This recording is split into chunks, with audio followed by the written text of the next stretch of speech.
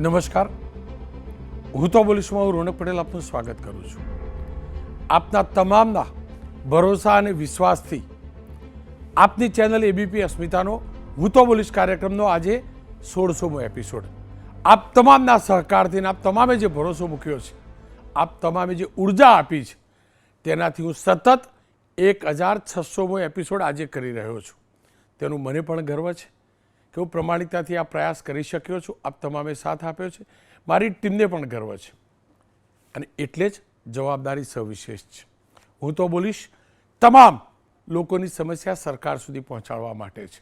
હું તો બોલીશ સરકાર અને સિસ્ટમની ક્ષતિઓને ઉજાગર કરવા માટે છે, સાથે જ સરકાર અને સિસ્ટમની એ ઉપલબ્ધિઓ જે અન્ય જગ્યાએ નથી થતી ને તેને પણ આપ તમામ સમક્ષ લઈ આવવા માટે છે.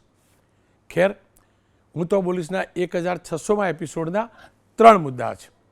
પહેલો મુદ્દો છે દર્દ જનતાનું, શબ્દો જનપ્રતિનિધિના. જી હા, જનતાનું દર્દ હવે જનપ્રતિનિધિઓ પણ ઉજાગર કરવા લાગ્યા છે, સરકાર અને સિસ્ટમ સુધી પહોંચાડવા લાગ્યા છે, એટલે બોલવું છે. બીજો મુદ્દો છે દર્દ સાગરખેડુનું. એ સાગરખેડુ જે જીવને જોખમમાં મૂકી માછીમારી કરવા જાય છે, આપણને અરબો રૂપિયાનું આપણા દેશને વિદેશી હુંડિયામણ કમાવી આપે છે. એ માછીમાર પરિવારોનું દર્દ સમજવું જરૂરી છે, મહેસૂસ કરવું જરૂરી છે. એ દર્દ ઓછું થાય તેવા પ્રયાસ કરવા જરૂરી છે, એટલે બોલવું છે. અને ત્રીજો મુદ્દો છે પોતીકું પંચાયતી ઘર. જી હા, આપણી સરકાર આપણા રાજ્યની ગ્રામ પંચાયતોને પંચાયત ઘર મળે તે માટે ખાસ ફંડ ફાળવી રહી છે. પંચાયત ઘરોનું નિર્માણ થવા જઈ રહ્યું છે, એટલે બોલવું છે. પણ શરૂઆત નાગરિકોનું દર્દ ઉજાગર કરનારા જનપ્રતિનિધિઓના મુદ્દાથી.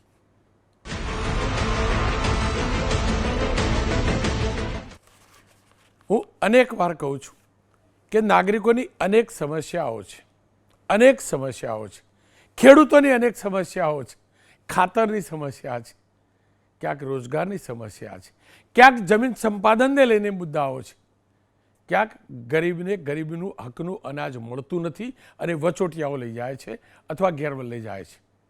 મારો પ્રયાસ છે સરકાર સુધી સિસ્ટમમાં રહેલી ક્ષતિઓને પહોંચાડવાનો.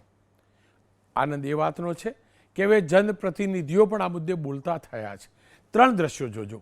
જિલ્લા સંકલનની બેઠક મળતી હોય છે દર મહિને અને 3 દ્રશ્યો સુરતના છે. એક યુરિયાની કાળાબજારીનો મુદ્દો છે, બીજો ખેડૂતોની જમીન સંપાદનનો મુદ્દો છે, ત્રીજો ગરીબોના અનાજ સગે વગે થવાનો મુદ્દો છે.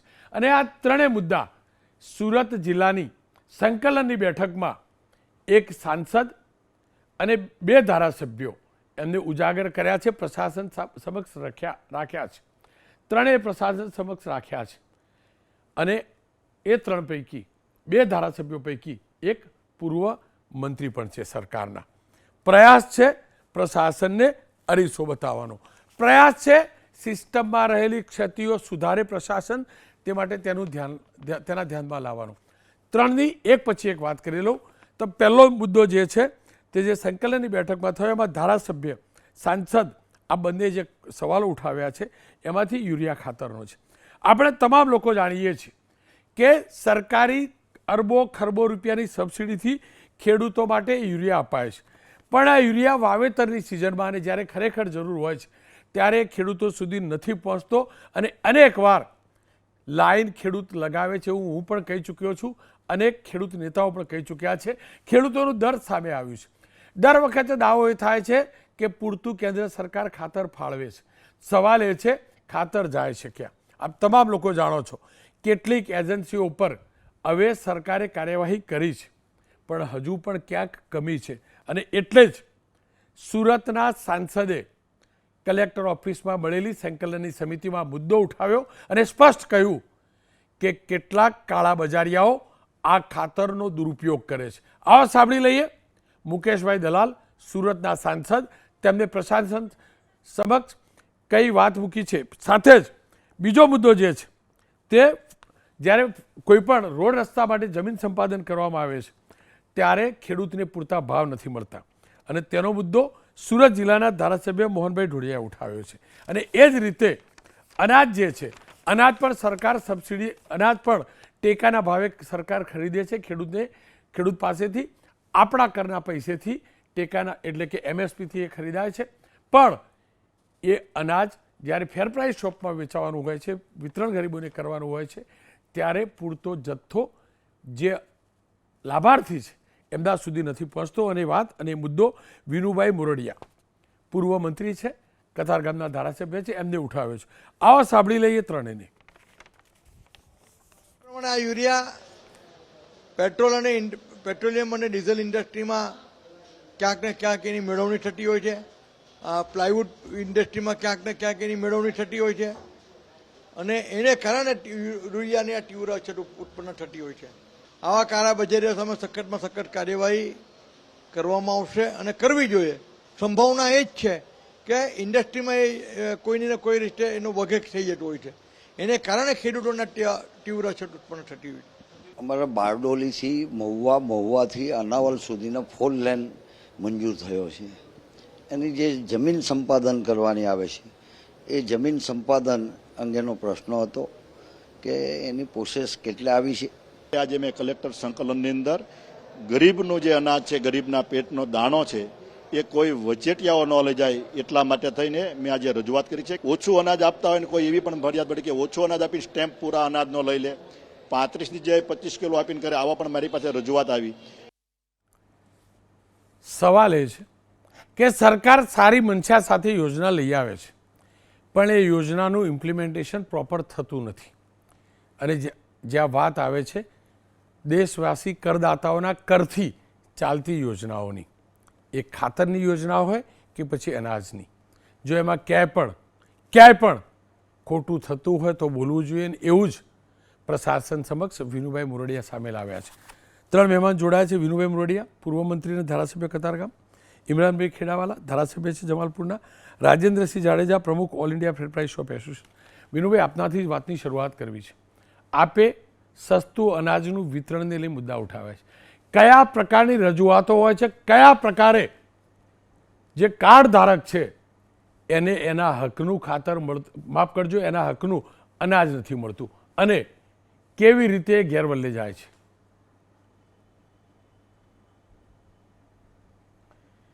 મારી પાસે મહિના પહેલાં એક વિકલાંગ લોકોનું અમારા વિધાનસભામાં ગ્રુપ છે, લગભગ 125 જેટલા લોકો છે. એમાંથી એક વ્યક્તિ મારી પાસે આવીને એણે મને રજૂઆત કરી કે આ પ્રકારની પ્રવૃત્તિઓ અમુક દુકાનવાળા ક્યારેક કરે છે. તો મેં કીધું મને ખાલી કોઈ પણ ફરિયાદી જેને એવી ઘટના બની હોય એ મારી સામે લાવો, ખાલી મને કહો કે કોને બની, એટલે એ મુદ્દા આધારિત આપણે એને કોઈ પણ જરૂરી સૂચનાઓ કે એને શિક્ષાત્મક કાર્યવાહી કરવી જોઈએ. એટલા માટે મને પછી એવું લાગ્યું કે આખાય સુરતમાં જે પ્રકારે સસ્તા અનાજની દુકાનોની અંદર મારી પાસે 2 વ્યક્તિ આવી છે, અન્ય પણ હોય છે કે બધા મારી સુધી ન પહોંચ્યા હોય, એવું સમજીને મેં આ પ્રશ્ન જિલ્લા સંકલનમાં રજૂ કર્યો હતો. અને મેં કીધું હતું કે જે આવા પ્રકારના હોય, ગરીબ માણસો હોય તો એને ખબર હોતી નથી પરફેક્ટ. ઘણીવાર જે નથી મળતું એવું પણ એના મનમાં આવે છે કે આ મળે છે નથી આપતા. મારી પાસે એવી પણ રજૂઆત આવી. અને ઘણીવાર એવું છે કે એની પાસે સ્તંભ લઈ લઈને વજન ઓછો છે એવું પણ મારી પાસે ધ્યાનમાં આવ્યું. તો જે તે સમયે મેં મહિના પહેલાં તો દુકાનદારને પુરવઠા અધિકારીને મેં કીધું હતું કે આને લાઈન ઉપર લાવો અને બધાને આવું અપાવરાવો, અને એ સ્ટાર્ટ થઈ ગયું. પરંતુ બીજી દુકાનવાળા પણ આવું કરી શકતા હોય એટલે મેં આની માહિતી માગી અને મેં મારું સૂચન પણ કર્યું કે જે પ્રકારે જે દુકાનદારો હોય એને દુકાનની બહાર એના બોર્ડ લટકાવવામાં આવે કે APLમાં કેટલા મળે છે, કેટલું અનાજ, કેટલી ખાંડ, કેટલા પૈસા સસ્તા ભાવથી મળે છે, BPLમાં કેટલા મળે છે. તો એનું એક બહાર બોર્ડ લટકાવવામાં આવે જેથી કરીને ગ્રાહકો અને દુકાનદાર વચ્ચે પણ ગેરસમજ ન થાય અને મળવાપાત્ર હોય એને ન મળે તો એમ અમારા સુધી એની વાત પહોંચાડે. તો એવા દુકાનદારોની શાન ઠેકાણે લાવવા માટે એના લાયસન્સ રદ કરવામાં આવે. અને એ રજૂઆત મારી મેં લેખિતમાં જિલ્લા સંકલનમાં. સરકારની મનસા બહુ સાફ છે કે ગરીબો સુધી અનાજ પહોંચે અને એનું 100% ઇમ્પ્લિમેન્ટ થાય એવું જ્યારે મુખ્યમંત્રી ઈચ્છતા હોય ત્યારે એક જનપ્રતિનિધિ તરીકે અમારે જ્યાં કમી, જ્યાં કાંઈ છટકબારી હોય તો એને દૂર કરવા માટે તંત્રનું મેં ધ્યાન દોર્યું છે. આપ એક વાત કરતા હતા કે ઓછું અનાજ આપવામાં આવે છે, એ મુદ્દો શું હતો, રજૂઆત શું હતી? હા, મને એક વ્યક્તિએ એવી રજૂઆત કરી કે અમારા સ્તંભ લઈ લે, જે અત્યારે સરકારે આ ચોરી ન થાય ને એટલે જે વ્યક્તિ લેવા આવે ને એનો સ્તંભની યોજના કરી કે એનો સ્તંભ હોય તો જ એને અનાજ મળે. એટલે નહીં તો એલા પહેલાં એવું બનતું હતું કે ખોટી એન્ટ્રીઓ પાડી દેતા નામ ઉપર, એટલે પોતે માલિકને જ અનાજ ગયું છે એટલા માટેનો સરકારનો ઈરાદો હતો કે એને પોતાને અનાજ મળે. એટલે બને છે એવું મારી પાસે ફરિયાદ આવી કે સ્તંભ લઈ લીધો અને મને અનાજ ઓછું મળ્યું છે એમ. તો મેં કીધું તમારે સ્તંભ મારવો જ નહીં જોઈ. તો કે મને પછી ખબર પડી. ખબર પડી એ કીધું એટલે મેં તરત પુરવઠા અધિકારીને કીધું કે આ દુકાનદાર જે ભાઈ મારી પાસે વ્યક્તિ આવ્યા છે એ દુકાનનો કાર્ડ નંબર ને આ લઈ લો અને આ દુકાનને તપાસ કરાવડાવો કે એક પણ જગ્યાએ જો આ ખબર પડી તો એની દુકાનનું લાયસન્સ રદ કરો. અને આજે પણ મેં બપોર પછી એક પુરવઠા જનરલને કીધું છે કે મારી પાસે કોઈ એવી ફરિયાદ આવી ન જોઈએ, કારણ કે આ જવાબદારી તમારી છે. સરકાર જ્યારે એટલા મન મૂકીને લોકોના ટેક્સના પૈસા જ્યારે ગરીબો માટે વાપરતી હોય ત્યારે અનાજ કોઈ ગરીબના અનાજ ન જાય અને કોઈ વચ્ચે ત્યાં છટકબારી ગોઠતા હોય તો ન જાય, પણ એ જવાબદારી તમારી પુરવઠા અધિકારી જોનલની છે. એટલે ફરીવાર આવી ફરિયાદો મારી પાસે ન આવે એ જવાબદારી આવવાથી તમે ધ્યાન રાખજો. વિનોદભાઈ, આપની વાત ફેર પ્રાઇસ શોપ એસોસિએશન સુધી પણ પહોંચાડવી જરૂરી છે અને એટલે જ મેં રાજેન્દ્રસિંહને જોડ્યા છે. રાજેન્દ્રસિંહ અગાઉ પણ આપને જોડ્યા હતા. આજે જો આ ફરિયાદ આવી, જે અગાઉ આપણે ચર્ચા કરતા હતા કે થંભ લેવામાં આવે છે, પૂરતું અનાજ નથી આપવામાં આવતું. તમારી દલીલ એ હોતી હતી કે અમને લોકોને પણ પૂરતું અનાજ નથી મળતું અને મેં પૂર્વ મંત્રીને એટલે જ જોડ્યા છે કે તમારી વાત પણ ત્યાં જાય. પણ સવાલ હજી પેલો તો ઊભો જ છે. એક વ્યક્તિ પણ, હું ફરીથી કહું છું, જેટલા પણ ફેર પ્રાઇસ શોપવાળા હશે, એક વ્યક્તિ પણ એક દાણો પણ જો ગરીબનો ખાતો હોય તો મોટાભાઈ ખોટું કહેવાય. 35 કિલો ઉપર સિક્કો મરાવવાનો, અંગૂઠો લેવાનો, જો 25 કિલો આપતા હોય જે વિનુભાઈને ફરિયાદ મળે છે એ ખોટું કહેવાય. આપ શું કહેવા માગો છો? કોના તરફથી કેવી બદમાશી થાય છે અને કેવી રીતે સુધાર કરી શકાય?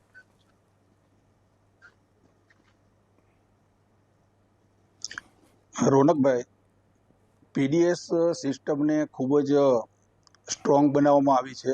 માનનીય ધારાસભ્યશ્રી પાસે જે રજૂઆત ગઈ છે અને એમનું મેં મીડિયા થકી પણ નિવેદન જોયું હતું અને અત્યારે પણ જે માનનીય પૂર્વ મંત્રીશ્રીએ જે રજૂઆત કરી છે એમાં ક્યાંક ને ક્યાંક દુકાનદારની સાથે ગ્રાહક છે એમની સાથેનો જે વ્યવહાર છે એની એક ચાળી ખાઈ રહ્યા છે. પણ મૂળ વાત એ છે કે એમને જે નિવેદન આપ્યું હતું કે દુકાનદારની ઉપર ગ્રાહકને મળવાપાત્ર જથ્થો અને ભાવની છે એ બોર્ડ બહાર હોવું જોઈએ, પણ ગુજરાતના પીડીએસ કંટ્રોલ ઓર્ડરની અંદર આ એક પ્રકારની અમારા માટે બોર્ડ બનાવવું ફરજિયાત છે ને જ્યારે તપાસણી અધિકારી આવે છે ત્યારે બોર્ડ ઉપર જો ન હોય તો તપાસણીના કેસ કરી અને દંડનીય કાર્યવાહી પણ કરે છે. મૂળ વાત રહી જાહેર વિતરણ વ્યવસ્થાની અંદર ગ્રાહકોને જે જથ્થો મળે છે એના પ્રચાર અને પ્રસારની, તો દર મહિને ગુજરાત સરકાર તરફથી ન્યૂઝપેપરની અંદર ગ્રાહકોને મળવાપાત્ર તમામ જથ્થો અને એના ભાવનું એક જાહેરાત આપવામાં આવે છે. FM રેડિયો ઉપર પણ જાહેરાત આપવામાં આવે છે, ઇલેક્ટ્રોનિક મીડિયાના અંદર પણ જાહેરાત આપવામાં આવે છે, સોશિયલ મીડિયાની અંદર પણ ઘણા બધા સોશિયલ ફિગર્સ છે એ લોકો પણ જાહેરાત આપતા હોય છે. ઘણા બધા પુરવઠાના અધિકારીઓ એવા છે કે જે સોશિયલ મીડિયા થકી ગ્રાહકોને પૂરતું અનાજ મળે એના માટે પણ આપે છે.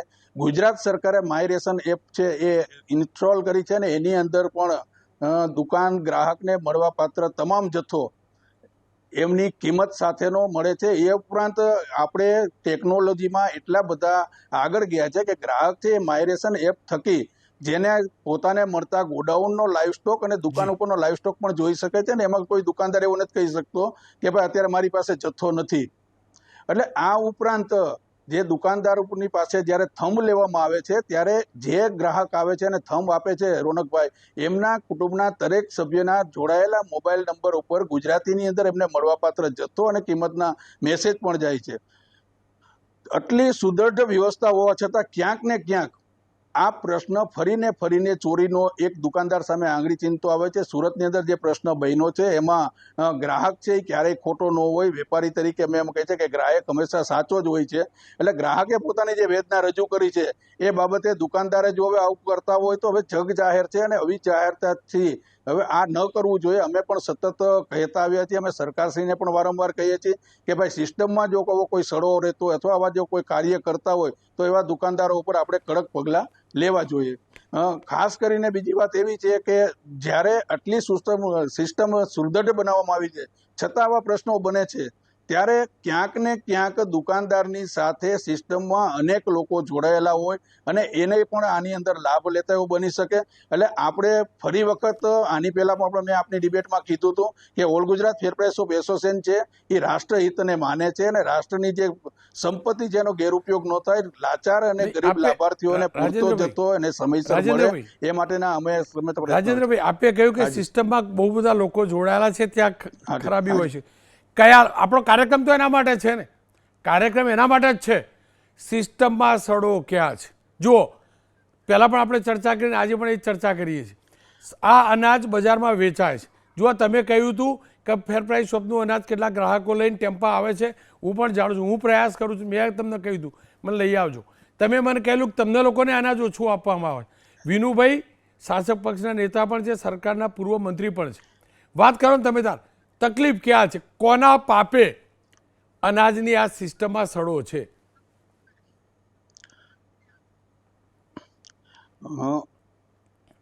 રોનકભાઈ, પહેલી બાબત તો એ છે કે સિસ્ટમના સડાની વાત કરીએ તો ગુજરાત સરકારની એક જવાબદારી બને છે કે પુરવઠા નિગમ તરફથી દુકાનદારોને પૂરતા વજનમાં જથ્થો મળવો જોઈએ.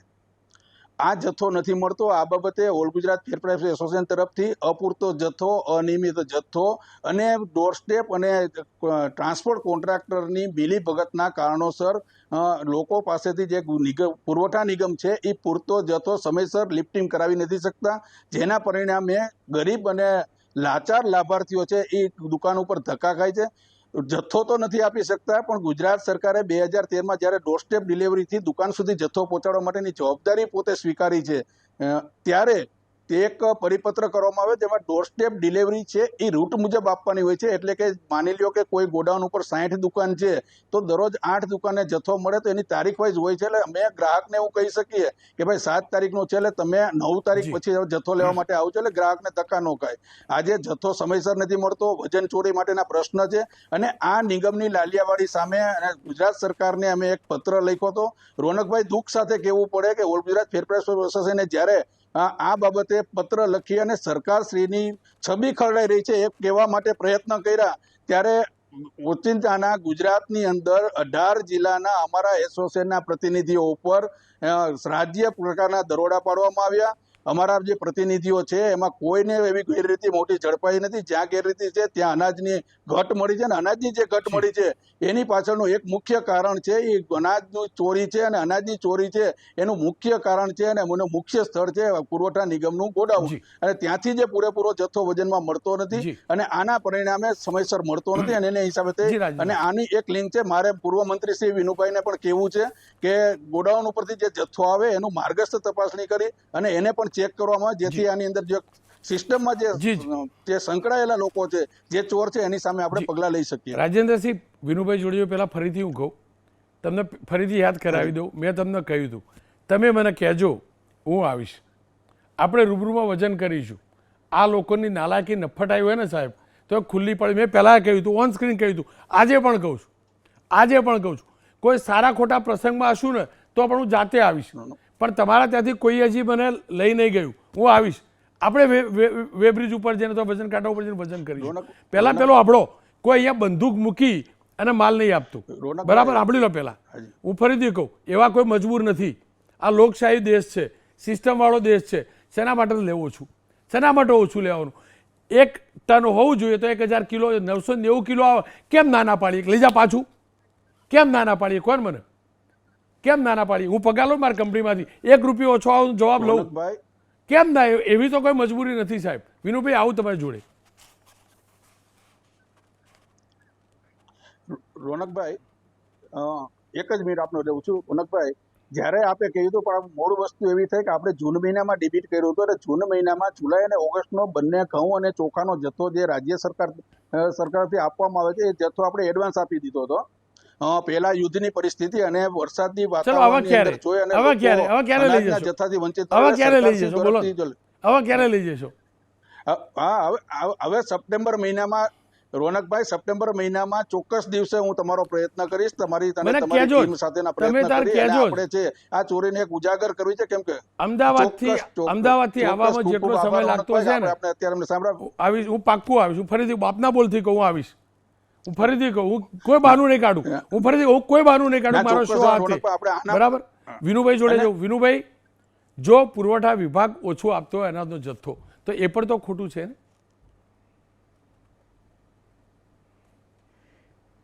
એમાં એક વાત હું પહેલાં કરી દઉં કે પુરવઠાના ગોડાઉનમાંથી જે એના ડીલરો જે માલ લે છે તો એ સ્વીકારે શું કામ? જેમ ગ્રાહકોએ ઓછો માલ નહીં સ્વીકારવો જોઈએ તો એ લોકોએ જે તે વિસ્તારના અમારા સરકારના પ્રતિનિધિઓ છે એને તમે જાણ કરી. અમને અમારા વિસ્તાર, હું સુરતનો ધારાસભ્ય છું, અહીંયા કોઈ પણ તમને ઓછો અનાજ આવે તો અમને અમારે ધ્યાન દોરો, એને જ અમે પકડાવીએ. બીજું કે કદાચ કોઈ જે 5-10 કિલોનો પ્રશ્નથી 1000 કિલો, એમાં કદાચ 2-4 કિલો કદાચ આવું હોઈ શકે, કદાચ આવું માની લઈએ ટ્રકના વજનમાં આમ તેમ, પરંતુ 35 કિલોમાં 25 કિલો ન હોઈ શકે, આ ટકાવારી ન હોય. અને બીજું કે એવું હોય તો તમે લેખિતમાં પકડો, અમે તમારી સાથે છીએ, પરંતુ ગ્રાહકોને નહીં, સરકાર ઉપર નહીં નાખો. સરકાર આપે છે, તમે ક્યાં અમને કહો, પણ એના નામ ઉપર તમે ગ્રાહકોને કોઈ જો 5 કિલો ઓછું અનાજ આપો એ ક્યારેય ચલાવી લેવાય નહીં. નથી એ મળતું તો તમે ચોખ્ખું તમે ચોક અમને અનાજ નથી મળ્યું, તમે ઘરે શું કામ અનાજ લાવો છો? ઓછું મળે તો નહીં. બની શકે કોઈ વાર 2-5 કિલો 1000 કિલો હોય એમાં 2-4 કિલોનું વેરિએશન આવી શકે, માલના કાંટામાં આમ તેમ એવું બાની શકાય કદાચ, પરંતુ આ તો કેટલું 10-15-20% વેરિએશન થાય, આવું શક્ય નથી. અને બીજું કે વહેલા મોડોની જે વાત કરી કે વહેલા મોડું ડિલિવરી મળે, તો ગ્રાહકો એની મેં ફરિયાદ નથી કરી. માની લો કે અત્યારે 2 મહિને એને એક હારે જથ્થો આપવામાં આવે છે, તો 2 મહિને અત્યારે થયા તો 1 વીક પછી આવે તો ગ્રાહક સંભાળશે, મને 1 વીક પછી આવે તો ચાલશે, પરંતુ ઓછો જે ક્વોન્ટિટી આપવામાં આવે છે, સ્તંભ શું કામ લેવામાં આવે છે અને પછી ઓછો આપવામાં આવે? એને ખાંડ આપવાની હોય, તેલ આપવાનું હોય, જે સસ્તા ભાવે પણ આપવાનું હોય છે. તો મને એક ગ્રાહકે કીધું કે મને ખાંડ જ આપી છે.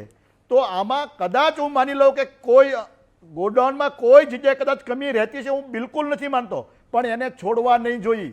તમારે આગળ લઈને અમે એના માટે જવાબદાર, અમે એને રજૂઆત કરવા છે ને એને પકડાવવા છે કોઈ જો તમને ઓછો જથ્થો આપે તો. પરંતુ તમે એના નામ ઉપર કોઈ દુકાનદાર જો 5 કિલો અનાજ એના પોતાના કોટામાંથી ઓછું આપે તો એ ક્યારેય ચલાવવા લાયક નથી. વિનુભાઈ જોડાયેલા જો. રાજેન્દ્રસિંહ, દક્ષિણ ગુજરાતમાં કશું પણ તમારા તમે તાર કહી દેજો, ઓછું થાય તો વિનુભાઈ પહોંચી જશે. એ પણ આવી રીતે એમના કહેવા પ્રમાણે 10-15% ઓછું હોય તો, 1-2 કિલો ઓછું હોય તો માની શકાય.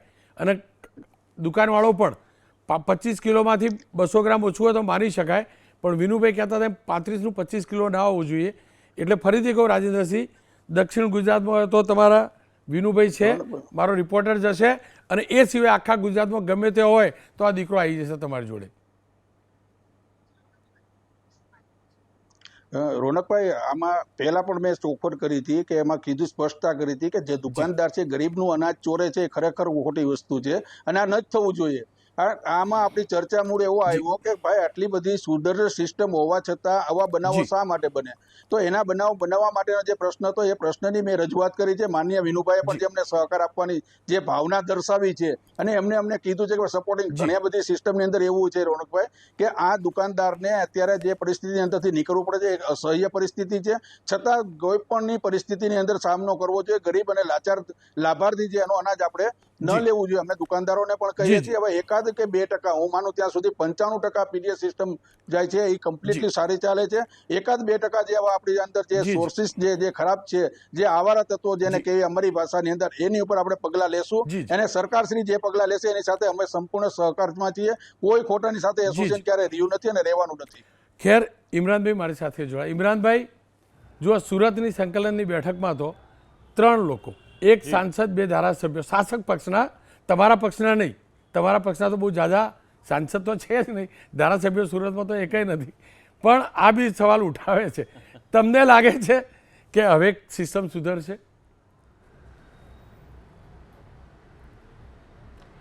રોનકભાઈ, સૌથી પહેલાં તો હું વિનુભાઈ મોરડિયાને જે દર્દ છે, આજે 2.5 વર્ષ થયા, બીજો ટર્મ છે મારો બી ધારાસભ્ય તરીકેનો, જનતાનો દર્દનો અહેસાસ એમને થઈ ગયો કે ગરીબોને અનાજ ઓછું મળે છે, સમયસર મળતું નથી, ક્વોલિટી મેન્ટેન થતી નથી, એ દરેક વસ્તુઓ એમણે આજે કીધી. વિનુભાઈ મોરડિયા ખૂબ સારા વ્યક્તિ છે અને હું સમજું છું મારા વિધાનસભાના સાથી ધારાસભ્ય છે, પરંતુ જે પ્રમાણે સિસ્ટમ આખી જે 30 વર્ષથી ભારતીય જનતા પાર્ટીનું શાસન છે ગુજરાતના અંદર, અને જે પ્રમાણે હપ્તાખોરીનો રાજ ચાલી રહ્યું છે, હપ્તાખોરીની વાત એટલા માટે રોનકભાઈ કરી રહ્યું છે કે નીચેથી લગાવીને ઉપર સુધી દરેક લોકોને હપ્તા આપવા પડે છે. એટલા માટે ગરીબોને જે મળવાપાત્ર અનાજ હોય છે તે મળતું નથી, સમયસર મળતું નથી, તહેવારોના સમયમાં નથી મળતું. જેવી રીતે કે તુવરની દાળ હોય, ઘઉં હોય, ચોખા હોય, તેલ હોય, એ વસ્તુઓ ગરીબો માટેની છે. જ્યારે કાયદો બનાવ્યો, એ કોંગ્રેસના સમયમાં કાયદો બનાવ્યો હતો કે ગરીબ લોકોને સમયસર અનાજ મળે અને પોતાનું ઘરબાર ચલાવી શકે. આજે ગુજરાતના અંદર હું સમજુ છું કે 80 કરોડ લોકો, 80 લાખ લોકોને, 80 લાખ પરિવારને આ પ્રમાણેનું અનાજ અત્યારે મળી રહ્યું છે. એટલે સમગ્ર ગુજરાતના અંદર 6.5 કરોડની પ્રજાના અંદર 80 લાખ પરિવારો આજે સસ્તા અનાજની દુકાનોમાંથી જે અનાજ મળતું હોય છે તેના પર નિર્ભર રહીને પોતાનું ગુજરાન ચલાવે છે. ગરીબ લોકો આજે લાઇનમાં ઊભા રહીને જ્યારે પોતે અનાજ લેવા જતો હોય ત્યારે વિનુભાઈ કહે છે કે ચોક્કસ હું બી સમજુ છું કે મારા પાસે પણ આવી ફરિયાદો આવે છે કે અનાજ એમને ઓછું મળે છે.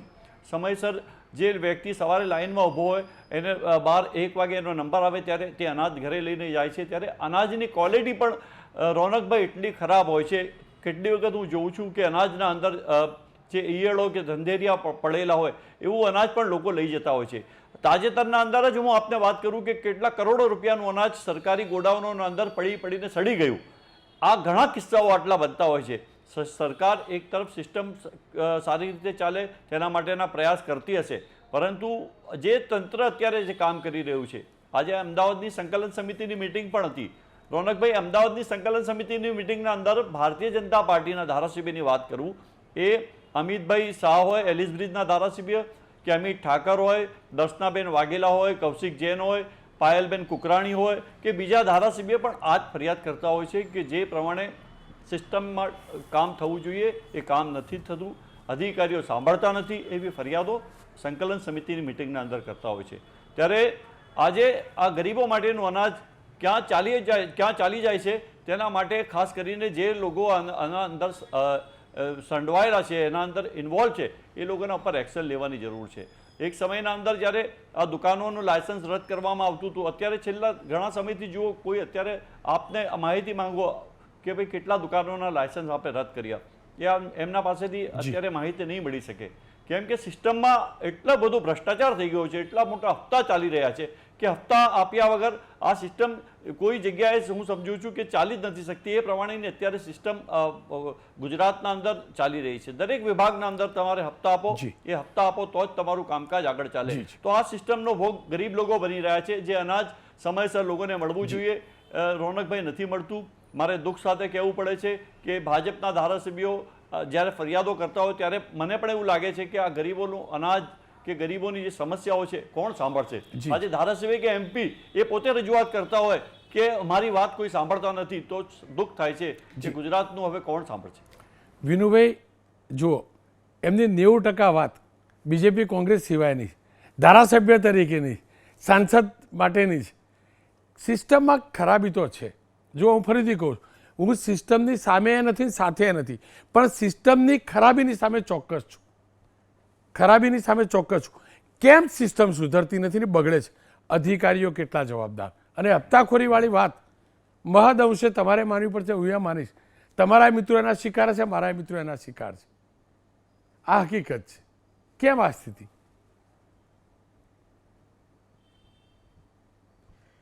રોનકભાઈ, જે વાત થઈ ને કે અધિકારીઓ માનતા નથી, એ વાત હારે હું સંમત નથી. એણે વાત બધી ઘણી ખરી સારી કરી અને સાચી પણ કરી, ભાષા સાચી પણ કરી, સારા વ્યક્તિ છે ને અમારા સારી નહીં, સાચી પણ કરી થાય છે. હા, પણ નહીં, પરંતુ સાથે સાથે એમણે એમ કીધું કે ધારાસભ્યો રજૂઆત કરે છે એનું સાંભળતા નથી, એવું અમે નથી કીધું.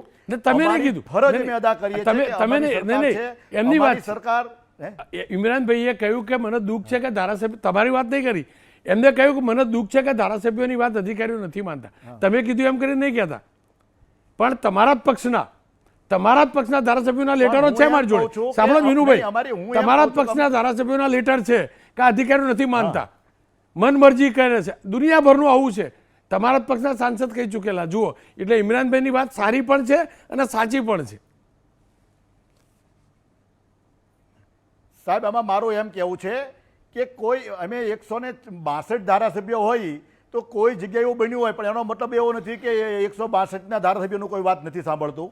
અને વાત જે છે એ રજૂ કરવાની એ સંકલન એટલા માટે સરકાર ગોઠવે છે કે જે ક્ષતિઓ હોય, જે યોજનાને અમલીકૃત કરવા માટે 100% અમલીકૃત થવી પડે એવી મુખ્યમંત્રી જ્યારે કહેતા હોય ત્યારે ચૂંટાયેલા પ્રતિનિધિ કે કાંઈ છીંડા રહેતા હોય તો એ દબાવવાનું કામ કરવાનું એક લોકપ્રતિનિધિ કે અમારું છે.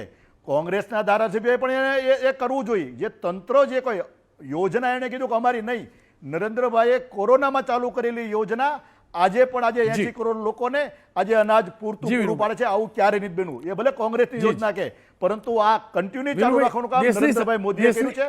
ભૂપેન્દ્રભાઈ અમારા મુખ્યમંત્રી કહે છે કે જનપ્રતિનિધિ તરીકે તમારે સંકલનની અંદર અધિકારીઓએ ધ્યાન દોરવું જોઈએ, અને એ ધ્યાન દોરવાનું કામ અમે શાસનમાં બેસીને પણ કરીએ. બિલકુલ, આ બંનેનો ખૂબ ખૂબ આભાર. ધ્યાન દોરતા પણ રહેજો, કહેતા પણ રહેજો અને નાગરિકોના કામ કરાવતા પણ રહેજો. કારણ કે પક્ષના ચિહ્નો ઉપર આપણે જીત્યા હોઈ શકીએ, પણ મત તો નાગરિકોએ જ આપ્યા છે. નાગરિકોએ જ આપ્યા છે અને કોઈ રેશનિંગ ધ્યાનમાં રાખીને નથી આપ્યા.